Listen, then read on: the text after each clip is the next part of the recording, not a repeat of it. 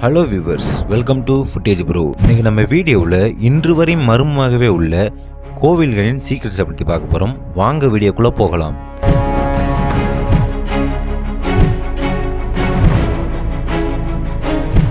கர்நாடக மாநிலத்தில் ஹெம்பி அப்படின்ற இடத்துல தான் இந்த கோவில் இருக்குது. இந்த கோவிலை 1300 ஆண்டுகளுக்கு முன்னாடியே விஜயநகர பேரரசர்கள் கட்டியிருக்காங்க. அது மட்டுமல்ல, பொதுவாக எல்லா கோவிலோட கோபுர நிழல் நேராகத்தானே இருக்கு. ஆனால் இந்த கோவிலோட கோபுர நிழல் தலைகளாக இருக்குமாம். எப்படின்டா, கோபுரத்தின் நிழல் அறையில் உள்ள சுரங்கத்தின் அறையில் விழும்போது தலைகளாக விழும்னு சொல்றாங்க. அது மட்டுமல்ல, அது தங்க நிறத்திலும் காட்சி அளிக்கும்னு சொல்றாங்க. எதுக்கு தங்க நிறத்தில் தெரியுது? சுகத்துல ஏதாவது பெயின் இருக்கு அப்படின்னு நினைச்சு ஒரு வெள்ளை துணியை மறைச்சு சோதிச்சு பார்த்துருக்காங்க. ஆனா அப்பவும் கோபுரத்தின் நிழல் தங்க நிறத்துல தான் தெரிஞ்சிருக்கு. இதை பத்தி அறிவியலாளர்கள் என்ன சொல்றாங்கண்டா, இருண்ட அறையில ஒரு சின்ன கேப்பை தாண்டி வெளியிருந்து வெளிச்சம் உள்ள வந்துச்சுண்டா அந்த கேப்பை தாண்டி வரும்போது நிழல் தலைகளாகத்தான் தெரியும்னு சொல்றாங்க. இந்த முறையைத்தான் பழங்கால ஓவியங்கள்லையும் புகைப்பட கருவியிலையும் பயன்படுத்தினாங்களாம். இதை கேமரா ஆப்ஸ்கியூப் அப்படின்ட்டு சொல்றாங்க. ஆராய்ச்சியாளர்கள் கூறுவது ஒரு வகையில் உண்மையாக இருந்தாலும் மேலும் 2 கேள்விக்கு விடை கிடைக்கவே இல்லையாம். ஒன்று, கோபுரத்தின் நிழல் கருப்பாக இல்லாமல் ஏன் தங்க நிறத்தில் இருக்கிறது? இந்த நிகழ்வு நடக்கும்போது மதியம் 2 to 4 மணி அளவில் நிகழ்கிறது.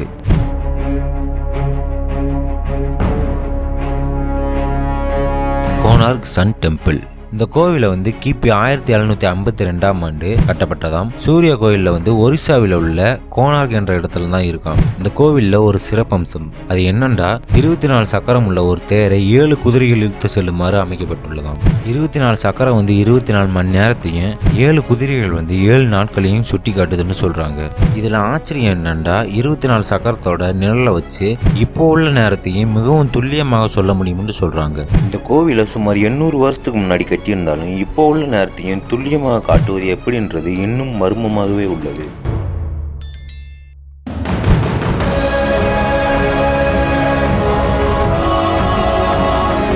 வீரபத்ரா கோவில். இந்த கோவில் கிபி 1530ஆம் ஆண்டு ஆந்திராவில் கட்டப்பட்டது.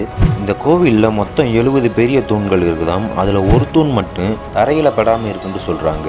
பொதுவாக தூண்கள் எல்லாமே கோவிலின் மேல் தளத்தை தாங்கி பிடிக்கத்தான் கட்டியிருப்பாங்க. ஆனால் 70 அடி உயரம் உள்ள இந்த தூணை எப்படி தரையில் படாமல் கட்டியிருப்பாங்கன்றது மர்மமாகவே உள்ளது. இந்த மர்மத்தை மறைக்க கிபி 1910ஆம் ஆண்டு ஆங்கிலேய பொறியாளர் ஒருவர் இந்த தூணை தரையில இணைக்க முயற்சி செஞ்சிருக்காரு. தூணோட ஒரு முனையை மட்டும் தரையில இணைச்சிட்டாரு. ஆனா அந்த கோவிலோட மேல் தளத்துல சேதம் அடைஞ்சதால அந்த முயற்சியை பாதியிலேயே கைவிட்டுட்டாரு. அது மட்டுமல்ல, இந்த கோவிலில் 3 அடி நீளம் உள்ள கால்தடம் இருப்பது இன்னும் மிகப்பெரிய மர்மமாகவே உள்ளது.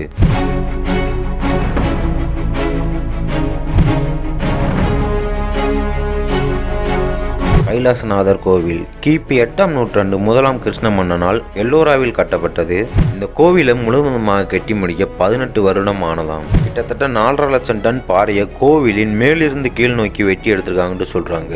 இந்த கோவிலில் உள்ள மொத்த தொழிலாளர்களும் ஒரு நாளைக்கு 12 மணி நேரம் வேலை செஞ்சிருந்தாலும் 60 to 65 டன் பாறையை தான் வெட்டி எடுத்திருப்பாங்கன்னு சொல்றாங்க. அதாவது 1 மணி நேரத்துக்கு 5 டன் பாறையை வெட்டியிருந்தால் மட்டுமே இது சாத்தியமாகும் அப்படின்னு சொல்றாங்க. இப்போ உள்ள தொழில்நுட்பத்தை பயன்படுத்தி வெட்டியிருந்தாலும் 18 வருடத்தில் வெட்டியிருக்க முடியாது. ஆனால் 1800 வருடங்களுக்கு முன்பு உள்ளவர்கள் வெறும் சுத்தியல், உளி போன்றவற்றை பயன்படுத்தி எப்படி 18 வருடத்தில் இந்த கோவிலை கட்டியது என்பது மர்மமாகவே உள்ளது.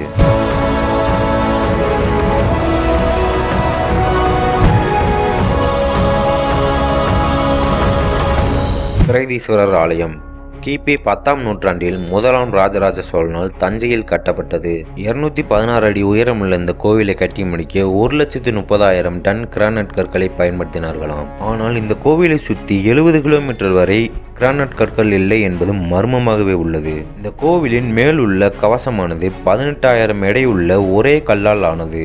சுமார் 1000 வருடங்களுக்கு முன்பு எந்த தொழில்நுட்பமும் இல்லாத காலத்தில் வெறும் யானையை வைத்து எப்படி இவ்வளவு பெரிய கல்லை 216 அடி உயரத்தில் பொருத்த முடியும் என்பது மர்மமாகவே உள்ளது.